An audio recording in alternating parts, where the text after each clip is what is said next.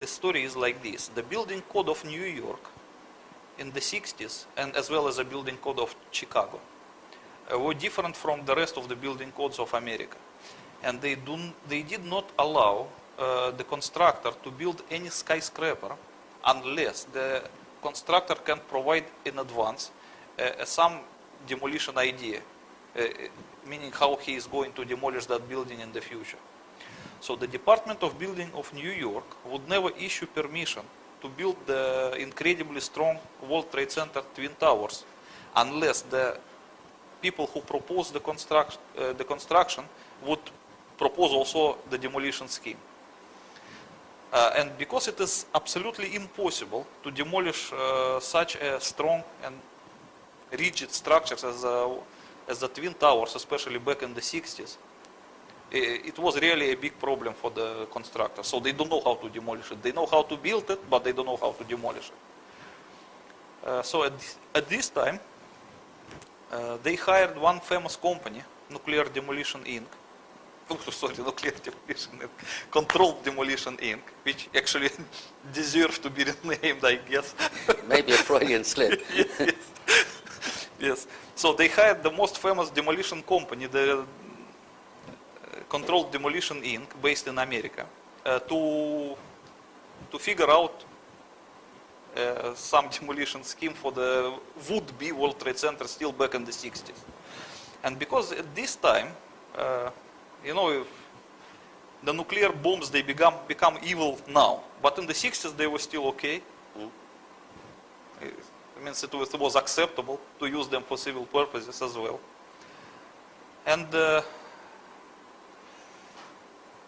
Controlled Demolition Inc. proposed the idea that if they planted an underground nuclear device under each of the tower and detonated it, it will cause the collapse of the building without actually damaging the surroundings. And mutual obligations in regard to so-called peaceful nuclear explosions. So according to this agreement, each side have to inform another side of any peaceful nuclear explosions. So I guess that the Soviet nuclear intelligence was informed based on the treaty. And 10:15 on the morning of September the 11th, somebody calls Bush and the Joint Chiefs of Staff and says, we've got 2 explosions in the World Trade Center and we've got a Russian missile in the lawn of the Pentagon. Wouldn't the first thing they did pick up the phone to President Putin and say, have you lost a missile? Yes, of course, and they did it. As you can review the timetable of September 11 events very carefully, you will see that there were telephone conversations between Putin and Condoleezza Rice.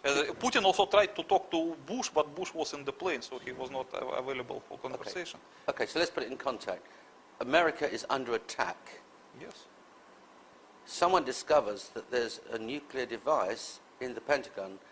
It's not exploded. No, it did not explode. Right. If it would explode, we will not see Washington today. It's a half megaton. Sure. It's more than 25 times bigger than Hiroshima bomb.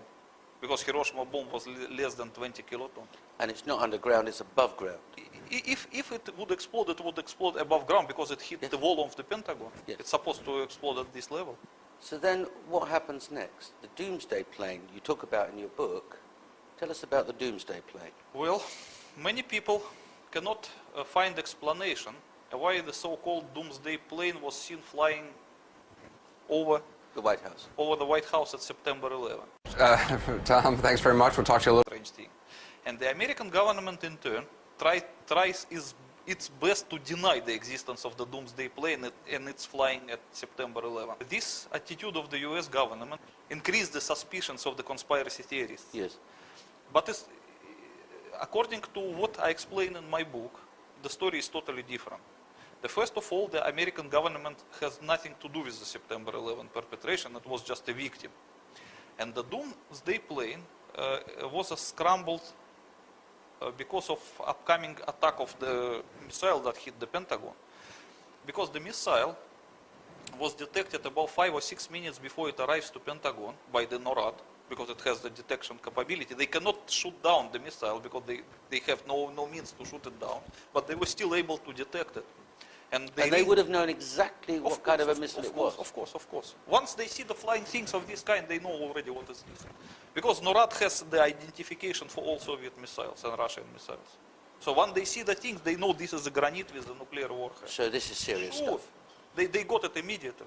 Okay. So they rang the atomic alert about the next minute they detected the missile. And at this time, the Doomsday plane was scrambled from somewhere near Washington, and the other 3 Doomsday planes somewhere else in the United States of America, because there were 4 of them, and 4 of them were airborne. And that's the September first 11th. time in history that that's happened. When the planes were scrambled at the result of alert, I am not very sure. I'm not very sure, but I think so. Unless maybe they were just scrambled on some training exercise or whatever. But what I can tell you for sure, what was happened at the first time in America, is that the commander of NORAD, when he received notification of the atomic alert and the upcoming nuclear attack, immediately went from his unprotected command post to his protected command post, which is located in Cheyenne Mountain, The Cheyenne Colorado. Mountains, yes. And once he arrived there, he ordered to close the steel anti-atomic doors, which looks like a safe door you can see in this picture. Yes. This is an incredibly thick door that can probably save this mountain from the nuclear explosion nearby. And am I right?